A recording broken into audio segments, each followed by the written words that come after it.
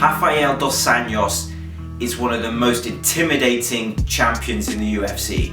A really important part of why he's become so dominant is his strength and conditioning training, specifically isokinetic training. If you don't know what this is, listen up because this video is for you.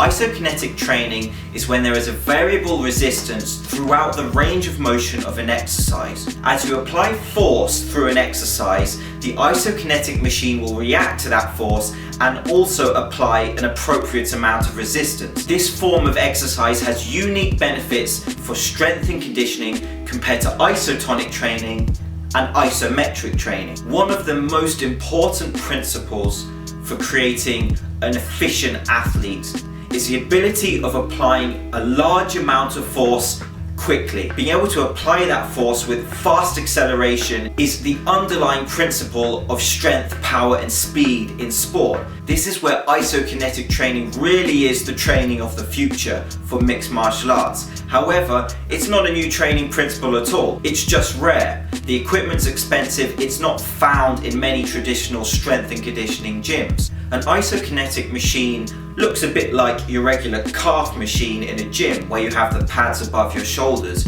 As an athlete, you don't want to be crawling around as perhaps a bodybuilder would be after a tough leg workout.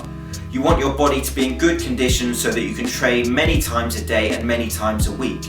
Isokinetic training does not have a heavy resistance during the eccentric portion of the exercise, the negative. This is where muscle soreness sets in traditional exercises. Because that's absent in this form of training, you will not suffer that stiffness and those aches. This form of exercise allows you to be explosive. It allows you to use elastic energy which is built up in your body during exercises. If you don't know what elastic energy is, you can check out my nice little bench press video where I explain the stretch shortening cycle and elastic energy. The link is below. So you can mix this isokinetic training with plyometric training, just explosive training, which is so important in MMA and is really a crucial element in how Dos Anjos fights now, with his speed and his power getting to the punch before his opponent. It makes you strong throughout the complete range of motion of a lift. With your traditional bench press or squat, you hit a point of inertia, you overcome that point, and then the resistance is a lot lighter towards the end of the lift. You get by on your momentum. This makes it directly translatable to sports performance. It's functional in essence. In addition, many of these exercises are done on the balls of your feet, whereas in traditional squat training, you're loading the heels when you're squatting.